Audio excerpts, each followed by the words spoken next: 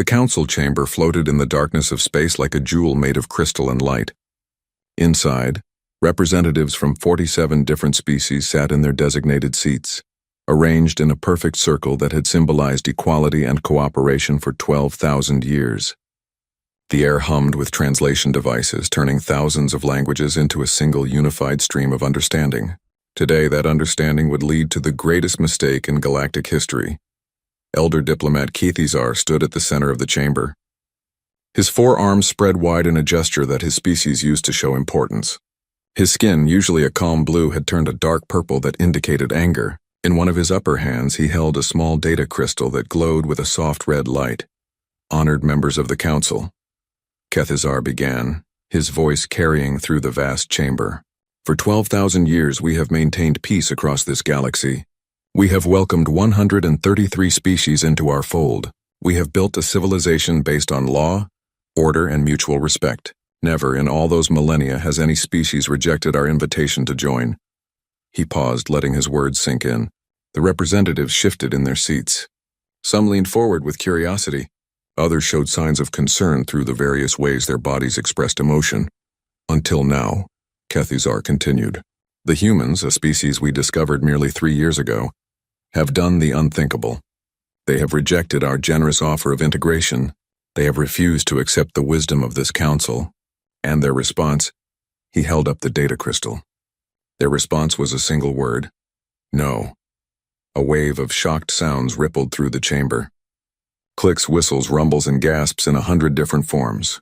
The representative from the Zektari species, a being that looked like a floating collection of geometric shapes, pulsed with orange light. Surely they misunderstood the offer, it asked. Keithizar's skin turned an even darker shade. We gave them 3 years to consider. We sent our best diplomats. We explained the benefits of joining the council. We showed them our technology, our culture, our vast resources. We offered them everything. He placed his lower hands flat against his chest, a sign of sincerity in his culture. And they looked at all of it and simply said no. Another representative spoke up. This one was Councillor Vren, a member of the insectoid Thrax species. Her mandibles clicked together as she talked. What do we know about their military capacity? A holographic display appeared above the center of the chamber. It showed a small cluster of 6 star systems, connected by thin lines that represented primitive faster-than-light travel routes. 6 systems. The Council controlled territories spanning 50,000 systems. The humans control 6 systems, Keithizar explained. They possess approximately 200 warships. Their technology is adequate but far behind our own. Their fastest ships take 3 weeks to cross distances our vessels cover in 2 days. They have no energy shields, no quantum weapons, no null field generators. By our estimates, they are approximately 500 years behind our current technology level. Fleet Commander Zarthun rose from his seat. He was tall even for his species, with silver scales that caught the light of the chamber's artificial stars. He had served in the Council military for 300 years, and had commanded fleets during the last interspecies conflict 9 centuries ago. That conflict had been resolved in less than a year with minimal casualties on both sides. If I may speak, Zarthun said, his voice deep and measured. I have reviewed the human specifications. With respect to the Council, I believe we are discussing a police action, not a military campaign. I could secure their compliance with a force of 1,000 ships. Keithizar nodded. The War Directorate has already considered this. However, given the symbolic importance of this action, we recommend a more substantial show of force. We must make it clear to the entire galaxy that rejection of the Council's authority will not be tolerated. Otherwise, we risk encouraging other species to question our legitimacy. How substantial? Another counselor asked. 10,000 ships, Keithizar said flatly. The chamber erupted in conversation. 10,000 ships was more than half of the Council's active military fleet. It was the kind of force assembled to conquer entire sectors of space, not to deal with a species that controlled only 6 systems. Zarthun's eyes widened slightly. Elder diplomat, with respect, that is excessive. 10,000 ships against 200? It would be like using a starship cannon to destroy a single insect. Precisely, Keithizar replied. This will be over quickly with minimal loss of life. The humans will see our fleet, understand the futility of resistance, and surrender immediately. No shots will need to be fired. It is the merciful option. The vote was called. One by one, the representatives of 47 species registered their approval. The holographic display showed the results. Unanimous agreement. War was declared on humanity.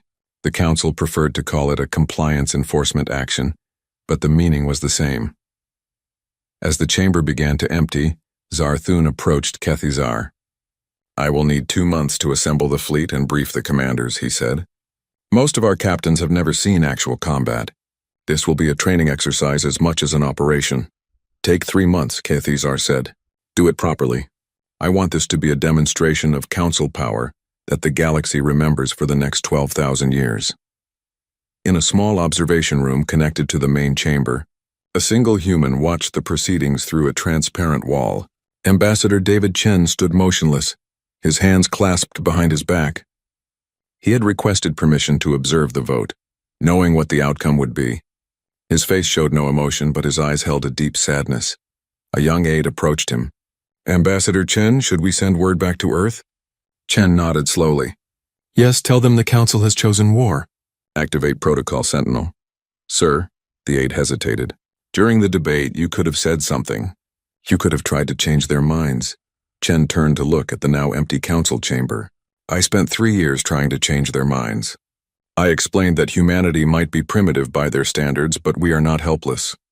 I warned them that we have been fighting wars among ourselves for our entire history. I told them that we never stopped innovating, never stopped preparing for the next conflict." He shook his head. They heard the words, but never understood the meaning. They looked at our small territory and our simple ships and saw weakness. "What did they miss?" the aide asked. Chen walked toward the exit. "They missed the fact that we knew this was coming. From the moment we met the Council, we knew that an organization that had enforced peace for 12,000 years would not tolerate anyone who refused to join. So we prepared." He paused at the doorway. "They're about to learn what humanity does best. We survive, we adapt, and when someone threatens our existence, we become something they never expected." 3 months later, Fleet Commander Zarthun stood on the bridge of his flagship, the Dawn of Unity. Around him, 10,000 ships prepared to jump to faster than light speed. The largest military fleet assembled in 900 years. All to deal with a species that controlled 6 systems. "All ships report ready," his tactical officer announced. Zar then looked at the star map showing their destination. The human colony of New Britannia. Intelligence reports indicated it had a population of 12 million and a small defense force of 20 ships. "Engage FTL drives," he ordered. "Let us end this quickly and return to peace." The fleet vanished into the strange space between spaces, carrying with them the confidence of a civilization that had forgotten what real war looked like. Behind them, the Council celebrated their decisive action. None of them noticed the small human observation ship that had been watching from a distant moon, recording everything. The message it sent back to Earth was simple. They're coming. All of them. The Council fleet emerged from faster-than-light travel at the edge of the New Britannia system. 10,000 warships, each one the size of a small city, materialized in perfect formation. The sight was magnificent and terrifying.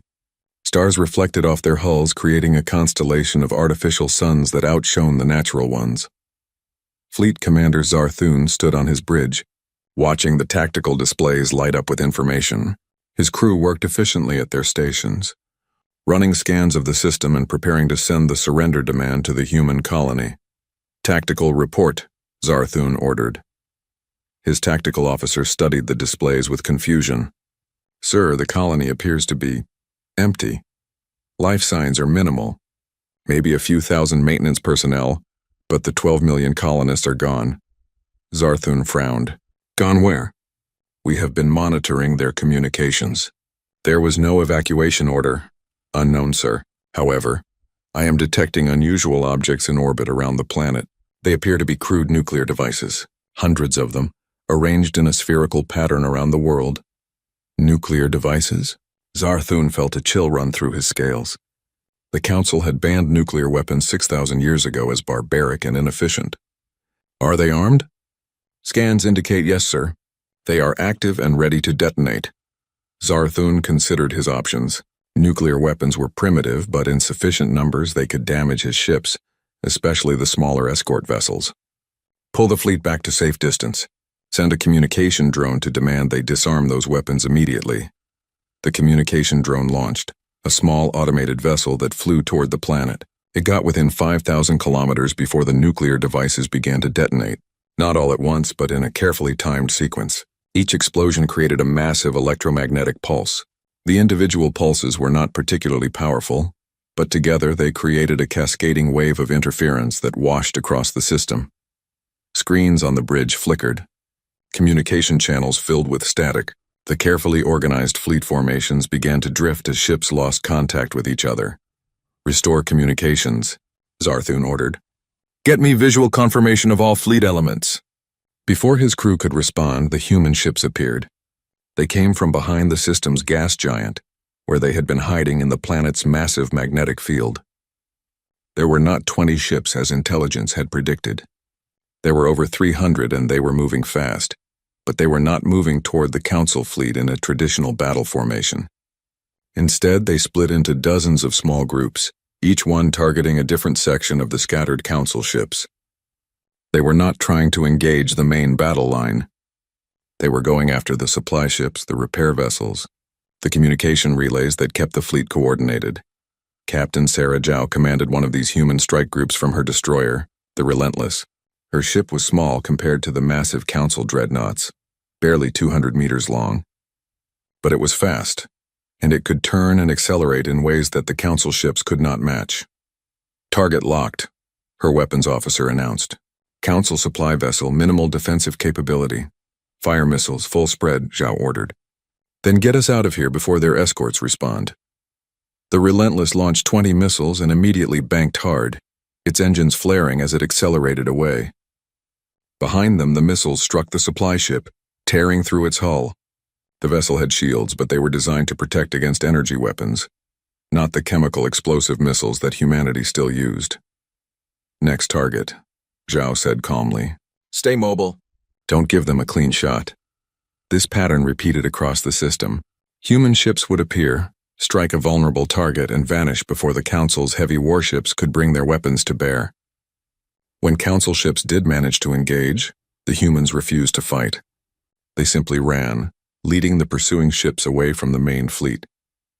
Zarthun watched in growing frustration as his carefully organized formation fell into chaos. His ships were powerful, his crews were well-trained, and his technology was superior. But the humans were not fighting the kind of war he knew how to fight. They were not meeting him in honorable fleet combat. They were attacking like parasites, biting and running, never committing to a real battle. "Order all ships to maintain formation," he commanded. "Do not pursue individual human vessels. They are trying to divide us." But the damage was already done. The electromagnetic pulses had disrupted fleet communications. Ships were scattered across the system. Supply lines were in chaos, and the humans just kept attacking over and over, targeting anything that looked vulnerable. Days turned into weeks. The Council fleet managed to establish orbit around New Britannia and began searching for the evacuated colonists. They found empty cities, abandoned farms, and nothing else. The humans had taken everyone and left nothing behind but traps. Zarthun's supply situation grew critical. His fleet needed food, fuel, and ammunition. The supply ships that had been damaged needed repairs. He requested reinforcements from the Council, explaining that the situation was more complicated than anticipated. The Council's response was dismissive. They sent 5,000 additional ships and a message telling him to stop embarrassing the Council with his inability to handle a primitive species. Captain Zhao received the intelligence report about the incoming reinforcements while her ship was resupplying at a hidden human base in the asteroid belt. The base was a marvel of engineering, carved into a massive asteroid and powered by fusion reactors that were invisible to Council sensors. 5,000 more ships, her first officer said. That brings their total force to 15,000. We have maybe 800 ships across all our fleets. Zhao studied the star charts on her screen. They still don't understand. They think this is about numbers. They think if they just bring enough ships, we'll surrender. She pointed to a location on the map. The reinforcements will come through this jump point, and they'll be traveling in a convoy because they need to protect their supply ships. You want to ambush them? her first officer asked. I want to teach them a lesson, Zhao replied. They chose this war. Now they get to learn what it means to fight an enemy that doesn't play by their rules. The ambush was perfect. When the Council reinforcements arrived at the jump point, they found the space around them filled with mines. Not nuclear mines this time, but simple kinetic devices. Chunks of metal accelerated to incredible speeds by magnetic launchers. No energy signatures to detect, no radiation to track, just metal moving through space. The mines tore through the convoy's formation. Ships collided with debris. Others activated their shields only to find that kinetic weapons cared nothing for energy barriers. The defensive escorts rushed forward to protect the supply ships, which was exactly when the human fleet appeared. 800 human ships against 5,000 Council vessels. By every logical calculation, it should have been a massacre. But the humans had chosen their moment carefully. The Council ships were in disarray, their formation broken by the mines. The humans concentrated all their firepower on the supply ships, ignoring the warships entirely. They destroyed 40% of the supply convoy in 15 minutes, then retreated before the Council fleet could organize a response. Zhao watched from her bridge as the Council ships pursued half-heartedly, then gave up and turned back to protect their remaining supplies. Message from Fleet Admiral Chen, her communication officer announced. He says well done and to prepare for the next phase. What's the next phase? Her first officer asked. Zhao smiled grimly. We stop playing defense. We've shown them they can't beat us in our territory. Now we show them they're not safe in theirs. Back at the Council chambers, Kethazar faced an angry assembly. The quick police action was now entering its 4th month. Casualties were mounting. Supply costs were astronomical, and the humans showed no signs of surrendering. How is this possible? One counselor demanded. We have overwhelming superiority in numbers and technology. Kethazar's skin had turned a pale gray, a sign of stress in his species. The humans are not fighting a conventional war. They refuse to engage our main fleet. They target our logistics instead. Our ships are designed for fleet battles, not for hunting small groups of raiders across dozens of systems. Then adapt, another counselor shouted. We have been the dominant power in this galaxy for 12,000 years. We cannot allow a species of primitives to humiliate us. The vote was taken. The police action was officially upgraded to a full military campaign. The Council began mobilizing reserves, calling up ships from defense fleets across their territory. They would bring 50,000 ships to bear against humanity, an overwhelming force that could not possibly fail. In a hidden bunker deep beneath the surface of Earth, Admiral David Chen received the intelligence reports. He had been promoted from ambassador to supreme commander of humanity's military forces. He studied the numbers with experienced eyes. 50,000 ships, he said to his assembled commanders. They're committed now. Everything they have. Can we win against those numbers? One general asked. Chen looked up at the star map on the wall. It showed human territory in blue and Council territory in red. The red vastly outnumbered the blue.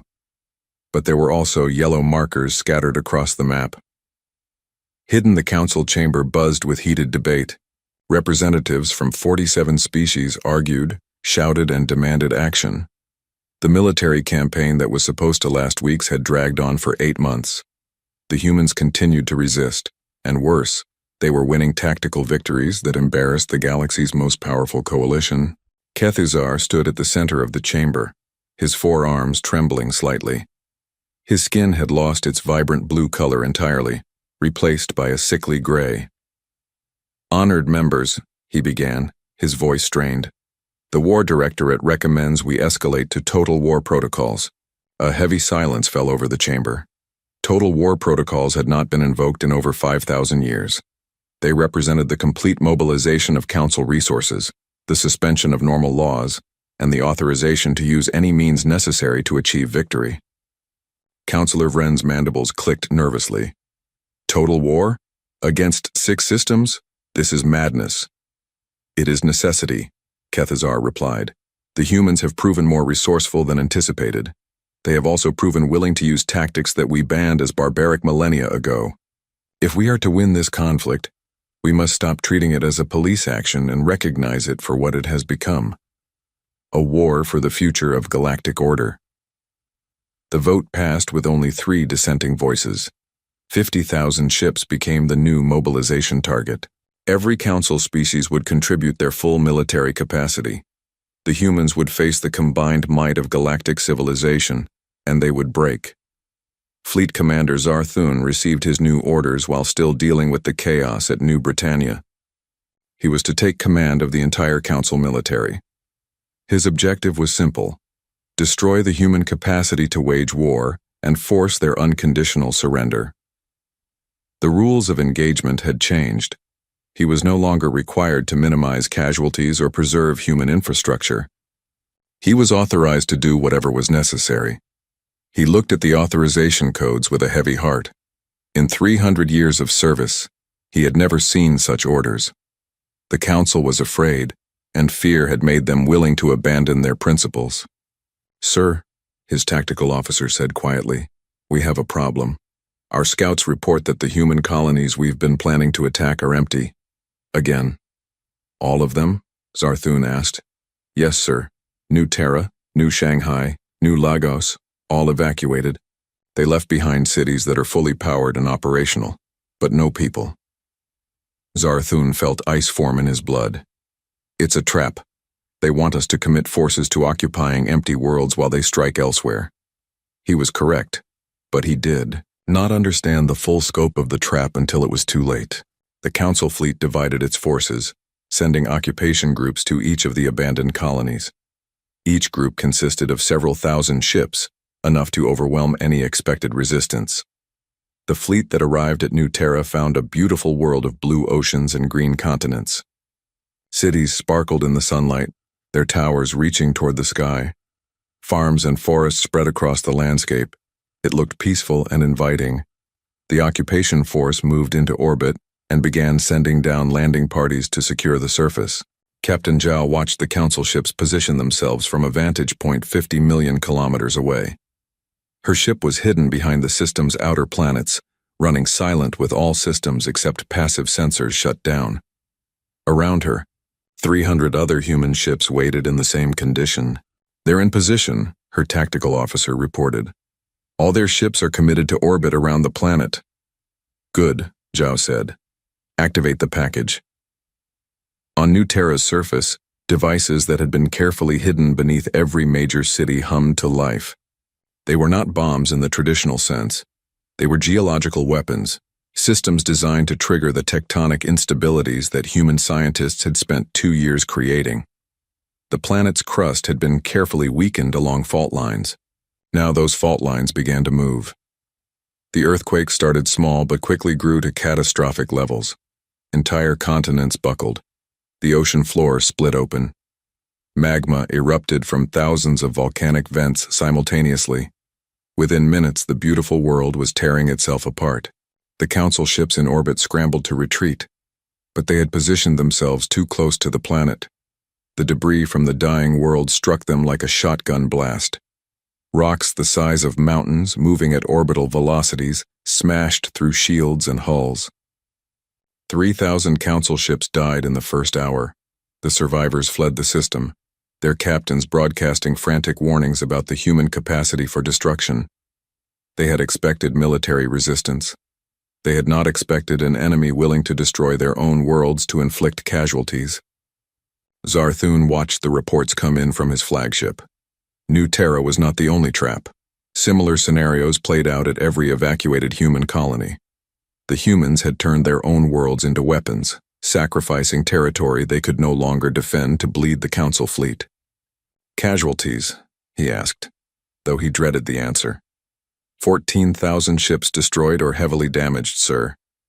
Maybe half can be repaired, but it will take months, maybe years. Zarthun sat down heavily in his command chair. 14,000 ships. The entire council fleet before this war had been only 20,000. They had lost more than half their mobilized forces attacking empty planets. "The humans," his second officer said quietly. "They're insane. What species destroys their own worlds?" "A species that is willing to do anything to win," Zarthun replied. "A species we should have studied more carefully before we declared war." But the council was not ready to accept defeat. The War Directorate, meeting in emergency session, made a decision that would change everything. If the humans were willing to destroy their own colonies, then the Council would target the one place humanity could not afford to lose. They would attack Earth itself. The authorization came with clear instructions. Use planet-killer weapons. End the war in a single strike. Show the galaxy that the Council could not be defied without consequences. Zarthun protested. Planet killers are banned by our own laws. If we use them, we become the monsters we claim to be fighting against. Kethizar's response was cold. The humans have already broken every convention of civilized warfare. They have used nuclear weapons, biological agents, and scorched earth tactics. They destroyed their own worlds to kill our soldiers. If we do not end this now, they will continue to bleed us until we have nothing left. The Council will not fall because we were too principled to do what was necessary. The Planet Killer fleet was assembled in secret, 10 massive vessels, each one carrying weapons capable of cracking a world's crust and rendering it uninhabitable. They were ancient weapons, built during the Council's formation when they needed to demonstrate absolute power. They had never been used in anger, only tested against uninhabited worlds. The fleet jumped toward Sol System with an escort of 5,000 warships. It was the largest single military operation in recorded history. The Sol System was humanity's heart. Destroy Earth, and the humans would have no choice but to surrender. Admiral David Chen watched the Council fleet approach from his command center in the asteroid belt. Earth's defenses had been tracking them since they entered human space. The planet-killer weapons were exactly what humanity had anticipated. They were, in fact, what humanity had been hoping the Council would try. They took the bait, Chen said to his staff. They think Earth is vulnerable because we've kept our defensive systems hidden. They're about to learn what we've really been building for the last 3 years. The Council fleet emerged from faster-than-light travel at the edge of the Sol System. They expected to find Earth defended by whatever remaining human ships could be scraped together. Instead, they found a fortress, unlike anything they had ever imagined. The entire solar system had been turned into a defensive weapon. The asteroid belt had been mined and rigged with thousands of hidden weapons platforms. The moon held railguns capable of accelerating projectiles to relativistic speeds. Earth's orbital space was filled with defensive satellites that used technologies the Council didn't recognize. But the real surprise was the defense network itself. The humans had not just been building ships. They had been developing artificial intelligence systems that coordinated defenses with inhuman precision. Every weapon in the system was linked to a central network that calculated threats and responses faster than any biological mind could process. The planet-killer fleet fired their weapons at Earth. Massive energy beams capable of burning through planetary shields and boiling oceans. But Earth's shields did not work like Council shields. They did not try to absorb or deflect the energy. Instead, they used a technology based on quantum entanglement to redirect the energy into other dimensions. The beams struck the shields and simply disappeared. The Council fleet stared in disbelief as their ultimate weapons failed completely. Before they could regroup, Earth's defenses opened fire. Railgun projectiles moving at 10% the speed of light crossed the distance in minutes. Point defense lasers created a web of light that no ship could navigate through safely. Missiles with guidance systems that... The human counteroffensive began 3 weeks after the failed attack on Earth. It started not with a massive fleet engagement, but with something the Council found far more terrifying. It started with silence.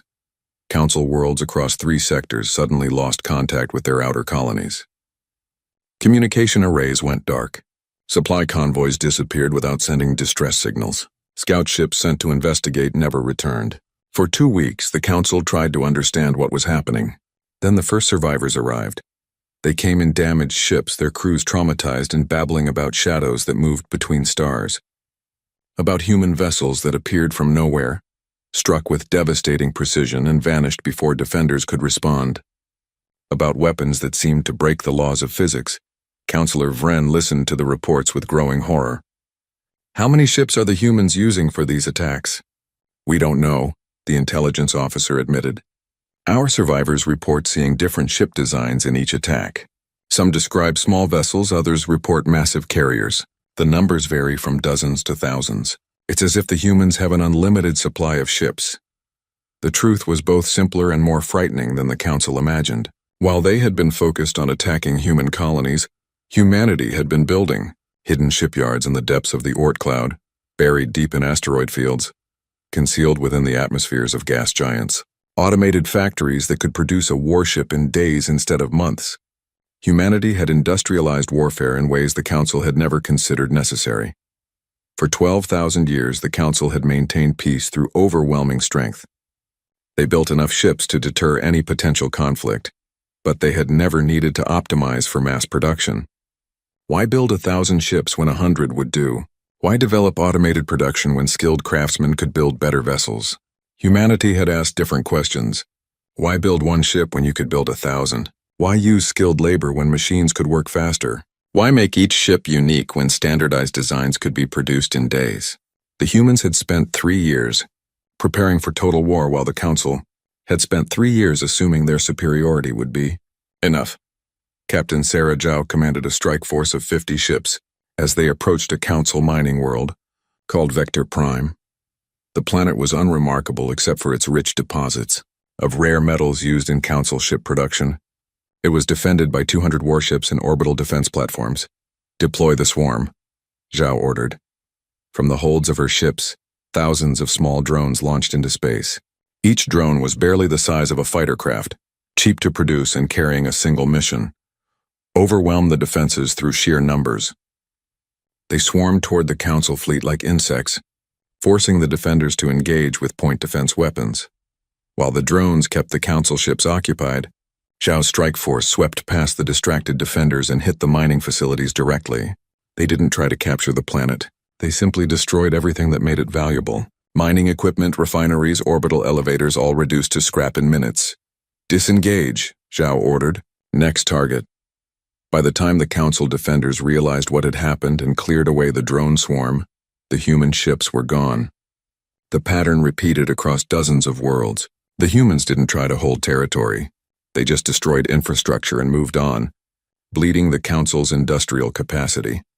Fleet Commander Zarthun, now demoted and serving as an advisor after the failure at Earth, tried to explain the situation to the War Directorate. His flagship had been destroyed.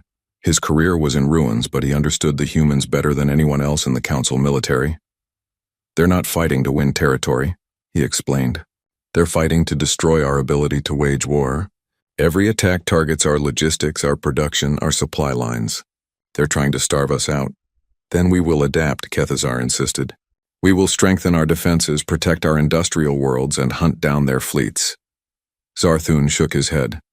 You still don't understand. The humans don't fight like we do. We build expensive, powerful ships crewed by trained soldiers. They build cheap, disposable drones controlled by artificial intelligence. We value each ship and try to preserve them. They're willing to lose hundreds of drones to destroy a single valuable target. We think in terms of honor and rules of engagement. They think in terms of efficiency and victory at any cost. You sound like you admire them, Kethazar said coldly. I fear them, Zarthun replied. There's a difference. The Battle of Zenthar proved Zarthun's fears were justified. The Council's capital world had always been considered impregnable. It sat at the center of the most heavily defended region of space.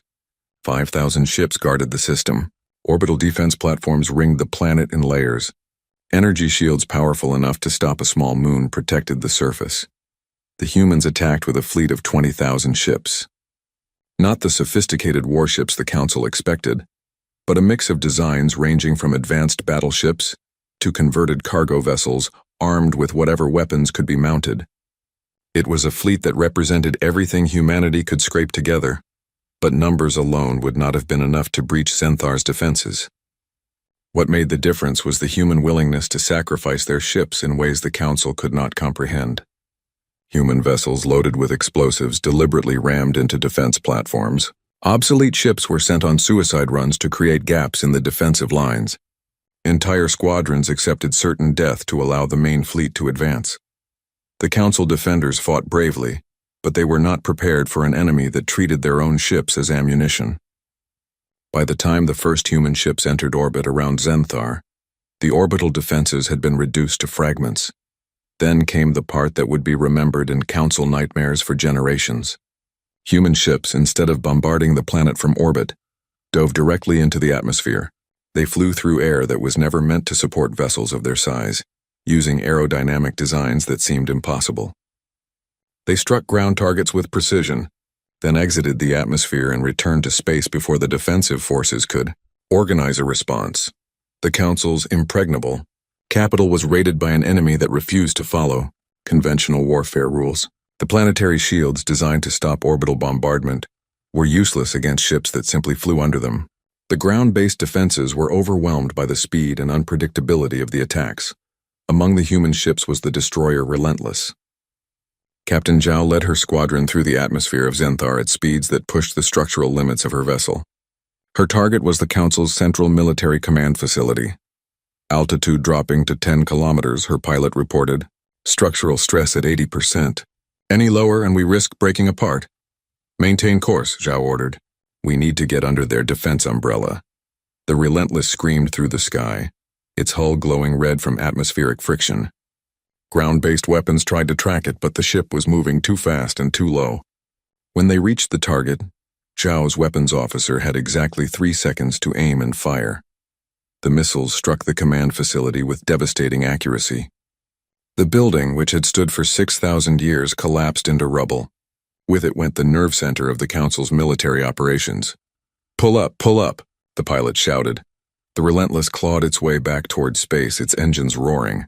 2 Council fighters managed to get close enough for an attack run, but escort ships from Zhao's squadron intercepted them. The destroyer broke through the atmosphere, its hull scarred and smoking, but intact. The battle for Zenthar lasted 3 days. When it ended, the Council's capital was not destroyed, but it was broken.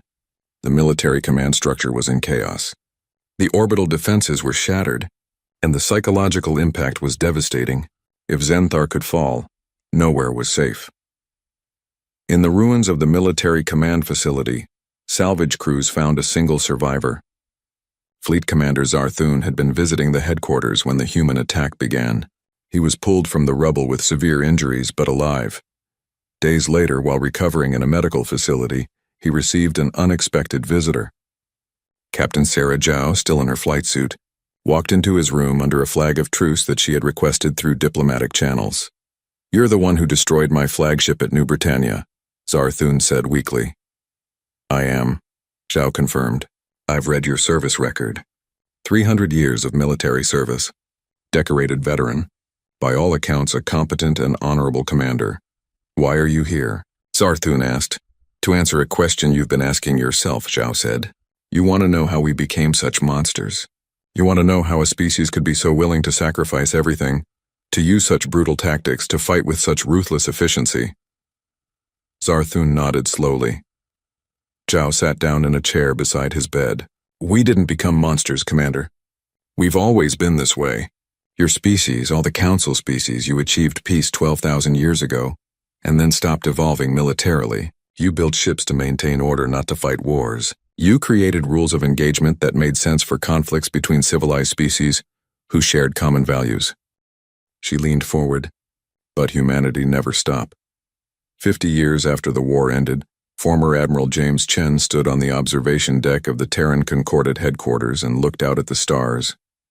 He was 83 years old now, his hair white and his face lined with years of command decisions that still haunted him.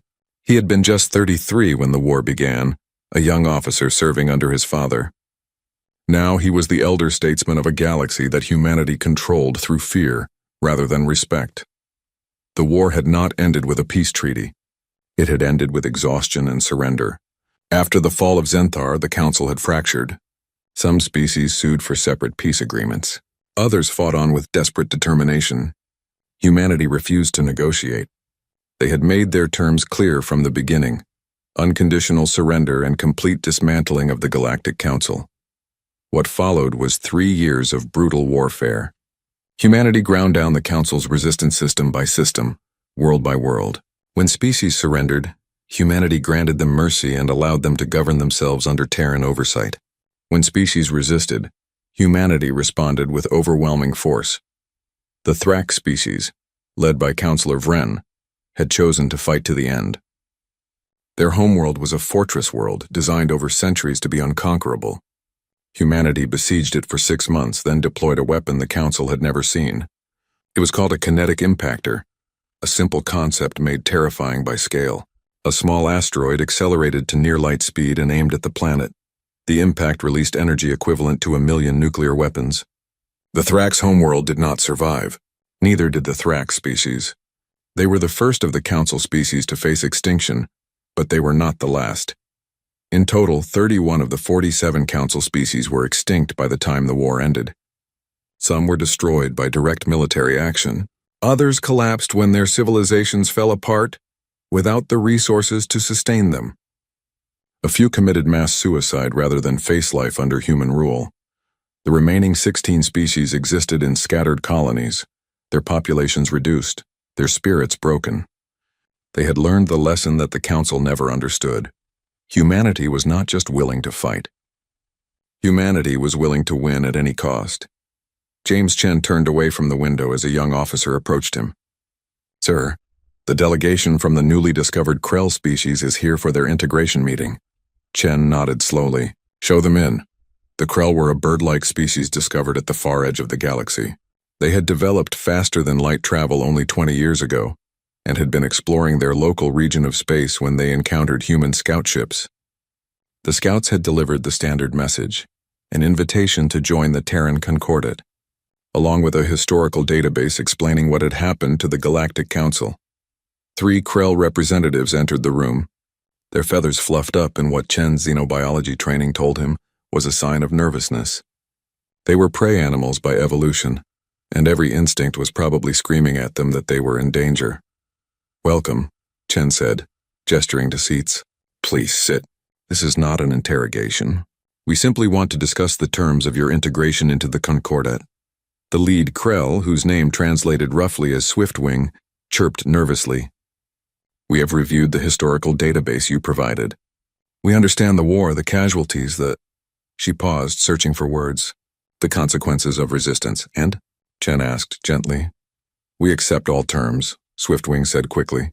"We will submit to Terran authority. We will provide resource surveys of our territory. We will adopt your communication protocols. We will not develop weapons without approval. We will not form alliances without permission.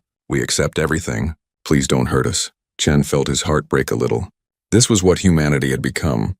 The species that had once dreamed of exploring the stars and making friends among the cosmos were now feared monsters. Children across the galaxy learned about humans the way human children once learned about mythical demons. "We don't want to hurt you," Chen said quietly. "We never wanted any of this." "Then why did you do it?" Swiftwing asked, her voice trembling. "The historical records show 31 extinct species. Worlds destroyed. Trillions dead. How could you justify such destruction?" Chen was silent for a long moment.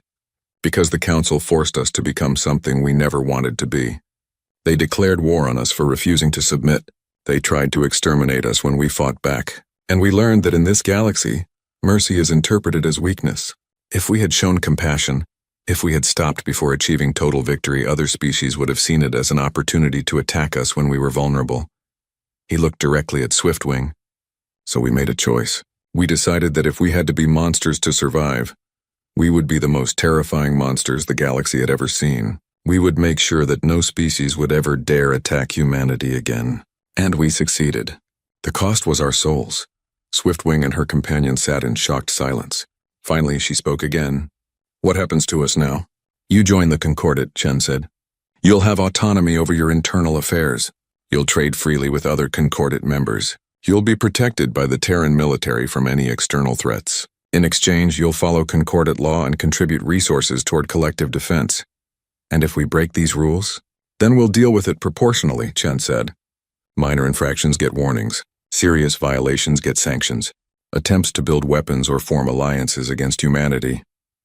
He let the sentence hang unfinished. Swiftwing nodded slowly. "We understand.